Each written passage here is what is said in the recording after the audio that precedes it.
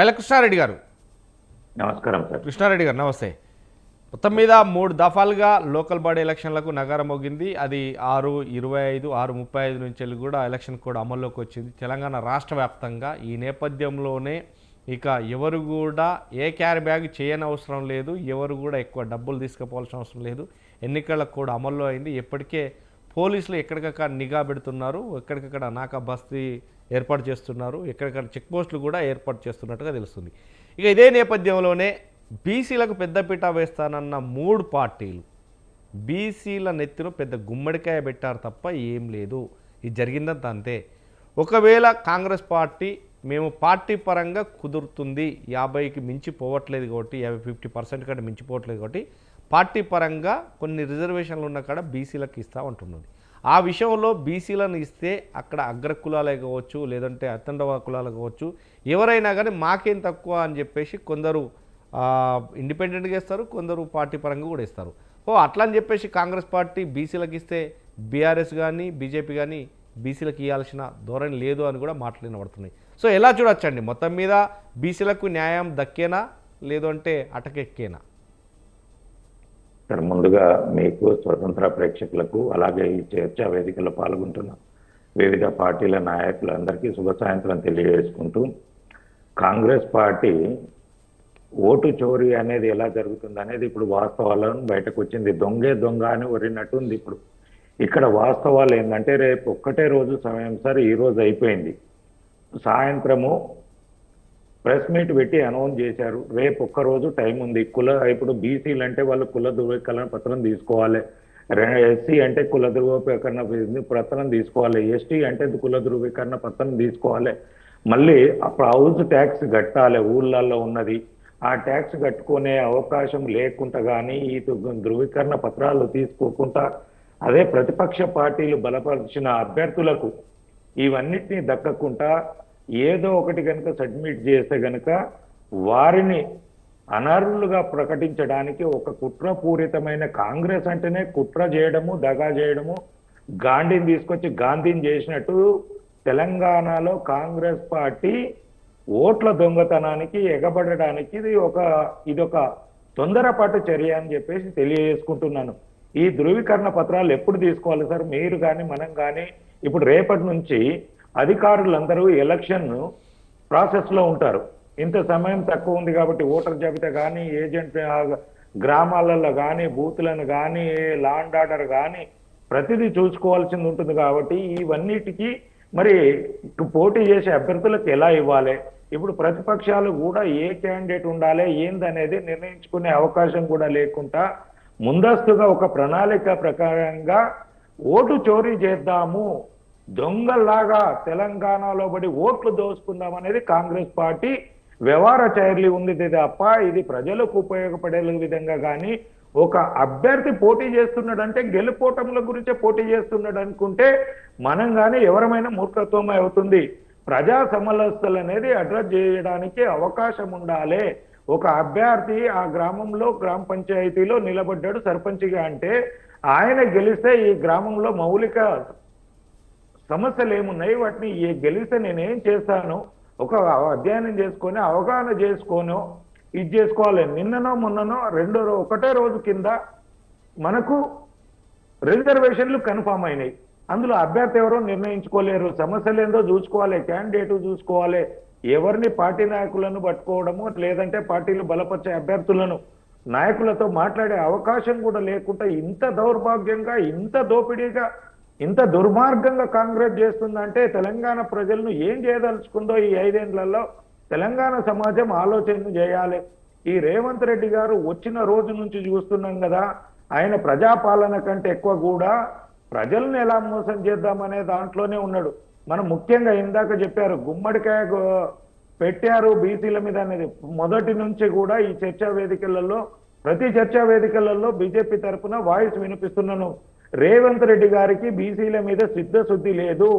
అప్పుడు కూడా MPTC, ZPTC ఎలక్షన్లో కూడా నోటిఫికేషన్ ఇచ్చినప్పుడు కూడా కోర్టులో రేపు 2 రోజులలో తీర్పు ఉన్నదనంగా రిజర్వేషన్లు ఫైల్ చేసి నోటిఫికేషన్లు ఇచ్చి అది వారం రోజులు పోస్ట్ పోన్ అయితే బీసీలు ప్రతి క్యాండిడేట్ 40-50 వేలు ఖర్చు పెట్టుకున్నాడు అభ్యర్థి నేను అవుతాను.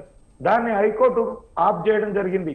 దాని తరువాత కాంగ్రెస్ పార్టీకి సిద్ధశుద్ధి ఉంటే దాని మీద ఎలాంటి కార్యాచరణ తీసుకోలేదు.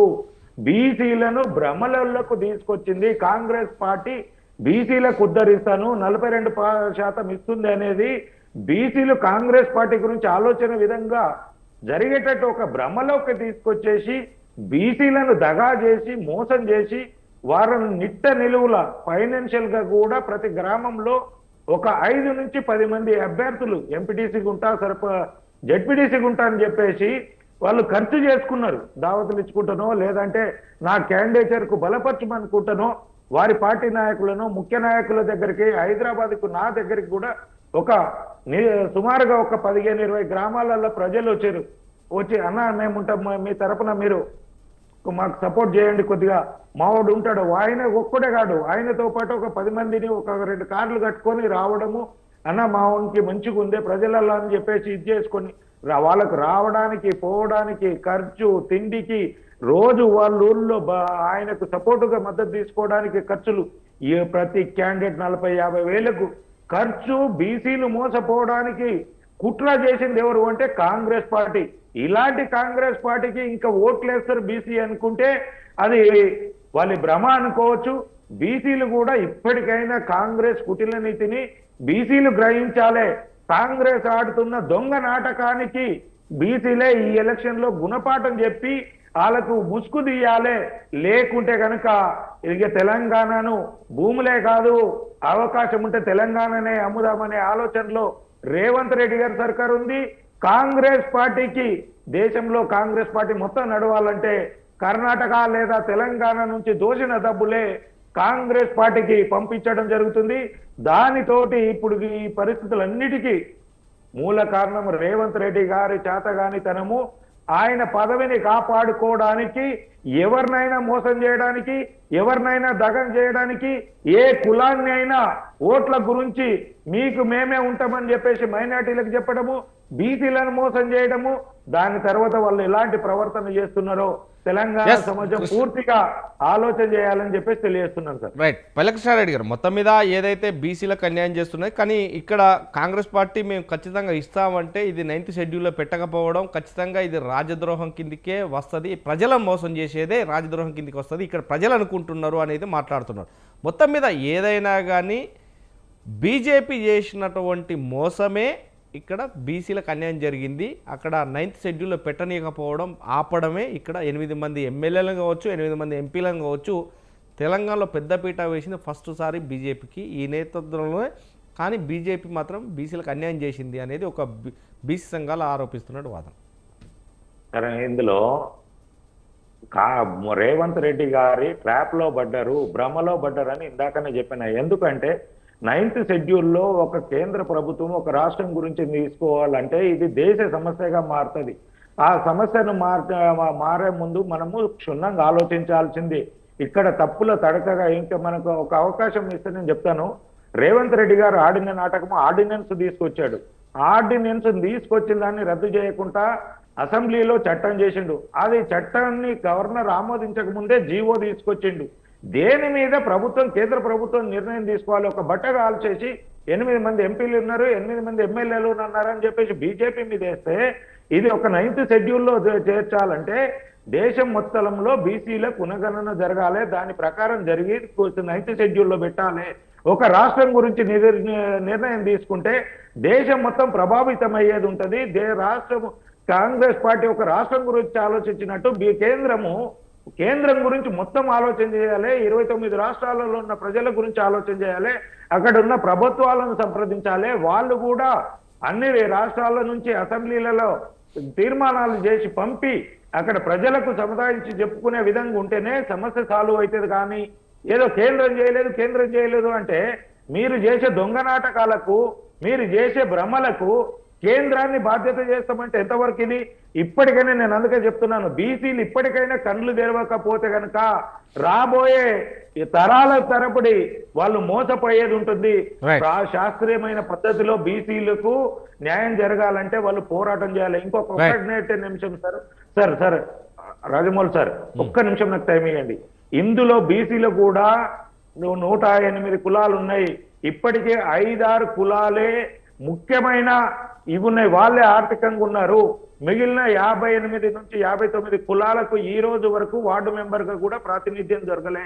ఎందుకంటే ప్రతి ఊర్లో వెళ్తే మీరు మేతరోళ్ళు అంటాము, 2 కుటుంబాలే ఉంటారు, వాళ్ళు ఆర్థికంగా ఉండరు, బీసీ కిందనే వస్తారు కానీ వాళ్ళకి అవకాశం ఇవ్వట్లేదు.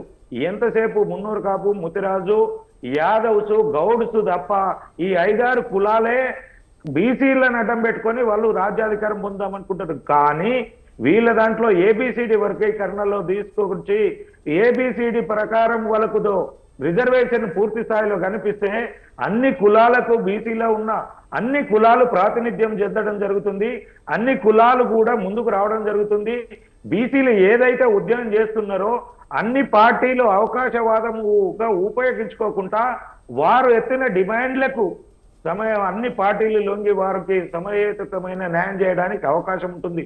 అంతేగాని ఉన్న కులాలన్నింటినీ 100 కులాలను తీసుకొచ్చి బీసీల కింద కలిపి 5-6 కులాలే మేము రాజ్యాధికారం తీసుకుంటాము, మిగిలిన కులాలకు ఇవ్వము అంటే ఇది చాలా ద్రోహం జరుగుతుంది బీసీలలో. అందుకనే బీసీలలో ఐక్యత కనబడతలేదు. అందుకనే ఏబిసిడి వర్గీకరణ ప్రకారము సర్పంచులు, జెడ్పీటీసీలు, వార్డు మెంబర్లు జరగాలి, అప్పుడే బీసీలకు న్యాయం జరుగుతుంది. అలా కాకుండా 108 కులాలను తీసుకొచ్చి ఓన్లీ ఒక బీసీ అంటే కనుక కష్టమవుతుంది. ఏబిసిడిల 4 కలిపి ఒకటే బీసీ అనొద్దు. ఏకు ఎంత కావాలి రిజర్వేషన్, సర్పంచులు ఎంతమంది ఇవ్వాలి, బికి ఎంతమంది ఇవ్వాలి, సికి ఎంతమంది ఇవ్వాలి, డికి ఎంతమంది సర్పంచులు ఇవ్వాలి, వాళ్ళ కోటా ఎంతుంది, వాళ్ళకి ఎన్ని పదవులు ఇవ్వాలనేది కనుక నిర్ణయం జరిగితే బీసీలలో ఐక్యత జరుగుతుంది. అందరు కలిసి పోరాటం చేస్తే అందరూ వాళ్ళ పార్టీ వాళ్ళ బీసీలకు మద్దతు తెలిపే విధంగా ఉంటుందని చెప్పేసి తెలియజేస్తున్నాను సార్. రైట్, కృష్ణారెడ్డి గారు. సార్ ఇందాక పెద్దలు జోజిరెడ్డి గారు మాట్లాడారు, ఒక పార్టీకి అధ్యక్షులు, బీజేపీ నుంచి 8 మంది ఎంపీలు ఉన్నారు, కొట్లాడారు. రాహుల్ గాంధీ గారు ఏం చేశారు? ఈ కాంగ్రెస్ పార్టీకి కూడా 8 మంది ఎంపీలు ఉన్నారు, పార్లమెంట్లో ఎందుకు మాట్లాడలేరు? మా రాష్ట్ర ముఖ్యమంత్రి ఇది బిల్లు చేసి పంపించాడు రాష్ట్రపతి గారికి, గవర్నర్ గారికి, కానీ పార్లమెంట్లో ఏదైనా స్తంభింపజేశారా? ఇక్కడ గోల చేయడం తప్ప, భ్రమని కల్పించడం తప్ప మీరు కేంద్రంలో ఏం చేశారు? వేరే రాష్ట్రాలలో కూడా ఇలా చేస్తామని చెప్పేసి ఏమన్నా చేశారా? ఏమాత్రం ఒకటి బట్టగాల్చి మీ దేశ పద్ధతులు మానుకుంటే ప్రజాస్వామ్యంలో కరెక్ట్గా పోతామండి. 8 మంది ఎంపీలు అక్కడ చేయగలిగేది కాదు. ఇప్పుడు మనం తెలంగాణ, ఒక్క నిమిషం సార్ నేను టైం తీసుకుంటా, తెలంగాణ రాష్ట్రాన్ని సాధించుకునేటప్పుడు ఏ పార్టీ అనేది కాదు కానీ బీఆర్ఎస్ కానీ ఎవరైనా కానీ ఆ రోజు ఉన్న వాళ్ళు ప్రతి పార్టీని, ప్రతి రాష్ట్రంలో ఉన్న పార్టీని కన్వీనియన్స్ చేయగలిగారు. పోయి అంటే యూపీలో ఉన్న కాదు కానీ, ఛత్తీస్గఢ్ కానీ, బీహార్ కానీ, గుజరాత్ కానీ, ఎక్కడెక్కడ రీజనల్ పార్టీస్ ఉన్నాయో అన్ని పార్టీలకు రిప్రజెంటేషన్ ఇచ్చుకుంటూ ఇది చేసుకుంటూ ఒక కార్యాచరణ, ఒక పద్ధతి ప్రకారం పోవడంతో పార్లమెంట్లో మద్దతు దక్కి పూర్తి స్థాయిలో అయింది. ఏదో 8 మంది ఎంపీలు తెలంగాణ రాష్ట్రం నుంచి కొట్లాడినంత మాత్రాన పార్లమెంట్లో బిల్లు పెడితే అక్కడ 9th షెడ్యూల్లో చేరిస్తే అక్కడ మళ్ళీ ఎవరు వెళ్ళినా కోర్టుకు వెళ్ళినా ఇబ్బందులు కలుగుతాయి. ఇది అంతా మనం ఒకటే అండి. ఈ నాటకాలకు కాంగ్రెస్ పార్టీకి మీ ఫ్రంట్ మీరు సపోర్ట్ చేయదలుచుకున్నారా? ఫార్వర్డ్ బ్లాక్ అది చెప్పండి. అంతేగాని ఒక 8 మంది ఎంపీలు ఉన్నారు, వీళ్ళు కొట్లాడితే అయిపోతుంది, బీజేపీని ఇది అవుతుంది. బీజేపీకి పూర్తి స్థాయిలో బీజేపీ ఎంపీలు ప్రశ్నించినట్టయితే కాంగ్రెస్ మీదనే మనం తప్పు నెట్టడానికి అవకాశం ఉంటుంది. కాంగ్రెస్ ఎంపీలు నోరెత్తట్లేదు అనేది మనకు కూడా తెలుసు, ప్రజలు కూడా ఆలోచిస్తున్నారు.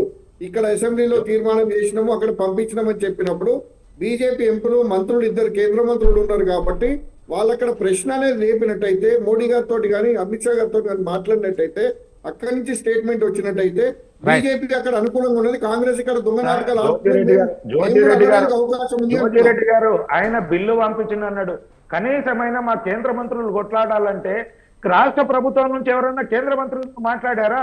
మేము ఇది చేశాము, ఇది మీరు కొద్దిగా కేంద్రంలో మాట్లాడండి, మీ మంత్రుల బృందాన్నో, ముఖ్యమంత్రి గారుగా మాట్లాడలేకపోతే మీ మంత్రుల బృందాన్నో, మీ పార్టీ తరపునో కొంతమందిని పంపించేసి ఈ విధంగా మేము ఒకటి కులగణన చేసినాము, ఇంతమంది ముస్లిం మైనార్టీలను కూడా 10% కలిపినాము, ఉన్నది 23%కి 28%, బీసీలకు 5% పెంచినాము, మైనార్టీలకు 10% కలిపినాము అని చెప్పేసి కనుక వాళ్ళు చేసిన కులగణన తీసుకపోయి మంత్రుల దగ్గర మాట్లాడారా?